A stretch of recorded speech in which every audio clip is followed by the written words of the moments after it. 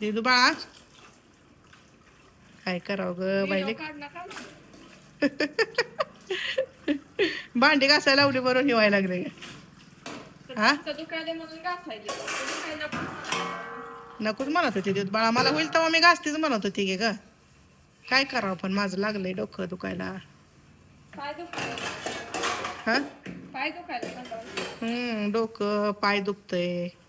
पाय म्हणजे गुडगा दुखतोयच की. लय भांडी पडले तर. लयच हाय ती ग भांडी बी पडली ती, म्हणलं तू घासती म्हणलं तर तू म्हणली नाही मी घासती. थोडी घासती मग बाकी पण मला मी बी लय कंटाळा लय आलाय. येतय जेम करून सकाळनं पाट्या उठायचं 6 वाजता. पुन्हा 6 सगळं वाजता म्हणजे करायचं. पहाट नसते.